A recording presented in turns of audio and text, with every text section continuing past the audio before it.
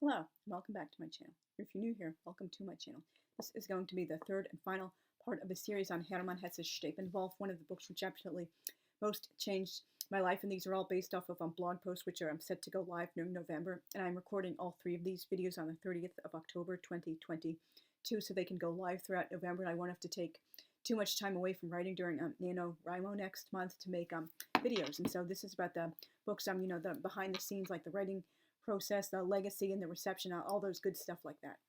Hermann Hesse began writing Steppenwolf in Basel, Switzerland in 1925 during a period of deep despair and personal crisis. He had separated from his second wife, Ruth Wegener, almost as soon as they married in 1924. Not only did they spend very little time living together, marriage reportedly was also unconsummated, and I went into a little bit of detail about this in a video I did in August about Hermann Hesse's biography and life story. Hesse struggled with depression and feelings of isolation throughout his life, and this episode plunged him into deeper and deeper despair, which culminated in suicidal thoughts. Hesse wrote in his journal, "I'm giving up everything, my life. I'm an aging man. To react to your world in any other way than by dying or by the Steppenwolf would be a betrayal of all that is sacred." Reportedly, the wolf signet on the house facade, painted by Burkhard Mangold at Schwalenberg 22 in Basel, inspired Hesse's title.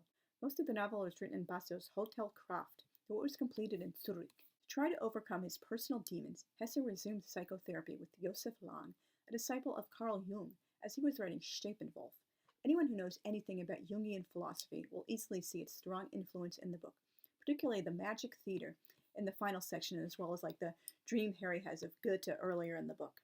Jung's theories and practices heavily drew from dream analysis, the collective unconsciousness, metaphysics, the paranormal, mythology, astrology, Gnosticism, anima and animus, like, for example, the unconscious feminine side of a man and the unconscious masculine side of a woman, archetypes, repressed aspects of our personalities, spirituality, art and dance therapy, and the persona, i.e., a consciously created identity or personality influenced by the collective psyche via life experience, socialization, and acculturation, and he also believed very heavily in race memories, like, for example, like the episodes earlier in the Bible might come from like things we remember earlier in our human race, and we just like wrote them down in a certain way because so many cultures have very similar like stories in our ancient past about things like a giant worldwide flood. After Steppenwolf was published, Jung also got into alchemy, and obviously it's way beyond the scope of this video to go into detail about like everything in Jung's life and philosophy, but you can obviously look it up many places online and read in many books about it. Another big influence on Hesse's story was jazz music, which he became a fan of in 1926. The character of Pablo then touring Switzerland. Steppenwolf first appeared in the esteemed German literary journal Neue Rundschau in November 1926, and Treatise on the Steppenwolf was published as a preprint teaser in May 1927. Hesse's publisher, Samuel Fischer Verlag, published the entire thing in book format in June 1927. The first English translation appeared in 1929, and the first paperback edition came out in 1963. Hesse wrote a spin-off short story in 1928, Harry the Steppenwolf, about a wolf named Harry who's kept in captivity in a zoo and entertains visitors by destroying images of German cultural icons like Mozart and Goethe. Steppenwolf became the 12th book in the German-language Manesse Library of World Literature series in 1946, which started in 1944. Most of the volumes in this series, which are still ongoing, get the royal treatment as gold-leaf hardcovers with luxurious paper, binding threads, gilded covers, and attached ribbon bookmarks. Each book has an afterword by a contemporary writer, literary scholar, or literary critic. Steppenwolf was added to the Surkamp Library series in 1969, a series created by German publisher Peter Surkamp as a lover's library for an elite readership, with a focus on 20th century literature. The first 6 volumes selected were edited by Herr Surkamp himself, and the very first book of the series was Hesse's Journey to the East, which, by the way, as I mentioned in a previous video, ranking his novels is really down there as one of his books which I absolutely like the least. Maybe someday I'll have a video talking about that book in detail. Over the years, many of Hesse's other works have been added to this series. A second edition of Steppenwolf in the Surkamp Library came out in 1985, illustrated with 15 watercolors by Günther Böhmer. In 1978, Steppenwolf was included in the Zeit Library of 100 Books, a collection of important classic world literature chosen by a 6-member jury and meant to interest people in reading, Only one book by each author on the list was allowed. A book edition of the essays about these books, originally published in the weekly German newspaper Die Zeit, came out in 1980.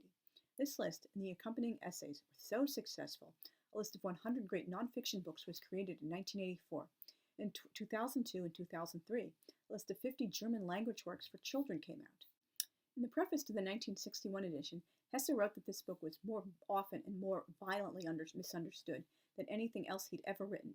Most readers seemed to focus on the depression, despair, and suffering instead of Harry's spiritual, psychological healing and determination to improve his life and start doing things differently. And the Hesse's little essay was included in this little book I got from the library. My real copy is unfortunately in the storage. I'm 900 miles away with almost all of my other books, but the book which I do own is the classic mass market Paperback, which was very, very popular in the 1960s and 70s when Hesse was experienced a real renaissance of interest in the U.S. Poetic writing can be understood and misunderstood in many ways.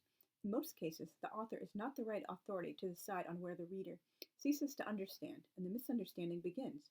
Many an author has found readers to whom his or her work seemed more lucid than it was to himself or herself. Moreover, misunderstandings may be fruitful under certain circumstances. Yet it seems to me that of all my books, Steppenwolf is the one that was more often and more violently misunderstood than any other, and frequently it is actually the affirmative and enthusiastic readers, rather than those who rejected the book, who have reacted to it oddly, partly, but only partly. This may occur so frequently by reason of the fact that this book, written when I was 50 years old and dealing, as it does, with the problems of that age, often fell into the hands of very young readers. But among readers of my own age, I also repeatedly found some who, though they were impressed by the book, strangely enough perceived only half of what I intended. These readers, it seems to me, have recognized themselves in the Steppenwolf, identified themselves with him, suffered his griefs, and dreamt his dreams, but they have overlooked the fact that this book knows of and speaks about other things besides Harry Haller and his difficulties, about a second, higher, indestructible world beyond the Steppenwolf and his problematic life. The treatise and all those spots in the book, dealing with matters of the spirit, of the arts, and the immortal men opposite the Steppenwolf's world of suffering, with a positive, serene, superpersonal, and timeless world of faith. This book, no doubt, tells of griefs and needs. Still, it is not a book of a man despairing, but of a man believing. Of course, I neither can nor intend to tell my readers how they ought to understand my tale. May everyone find in it what strikes a chord in him or her, and is of some use to him or her. But I would be happy if many of them were to realize that the story of the Steppenwolf pictures a disease and crisis, but not one leading to death and destruction. On the contrary, to healing. Many of Hesse's friends and longtime readers thought Steppenwolf celebrated so-called immorality because of its depiction of drug use and non-marital sex, a criticism which continued for many decades, what else is new? By modern standards, those things are so tame. It's not like there are any graphic sex scenes or detailed descriptions of using drugs and getting high, or even the drugs themselves. Guess what, Neo-Puritans? Real life ain't a G-rated Disney movie where everything is glitter, daisies, kittens, rainbows, and puppies. Sorry, not sorry. In 1974, the book was adapted to the silver screen, starring Max von Sydow as Harry, Dominique Sanda as Hermine, Pier Clementi as Pablo, and Carla Romanelli as Maria. It was in pre-production for 7 years due to negotiations with the Hesse family over film rights and the complicated planning that went into making the first Jungian film. Before von Sydow was cast, Timothy Leary, Jack Lemmon, and Walter Matthau were also proposed for the leading role, and I'm sorry if I'm mispronouncing any of the foreign names. Over the decades, many songs have referenced or been inspired by Steppenwolf, like way too many to get into here, and there have been many literary references as well. The American-Canadian rock band Steppenwolf and the Danish rock band Steppenwolf, both formed in 1967, also took their names from the novel. In 1967, the Magic Theater Company of San Francisco, which was founded, which is considered very innovative in the dramatic arts and still very popular and beloved today. And the Steppenwolf Theater Company was founded in Chicago in 1974, and that's also going strong to this day, and very popular and well regarded. And of course, the title of my main blog and my Old Angel Fire website, Welcome to My Magic Theater, also comes from the book, although I spell a magic with a CK at the end as a nod towards esoteric magic instead of the old-fashioned pulling rabbits out of a hat magic in the spelling used in the book.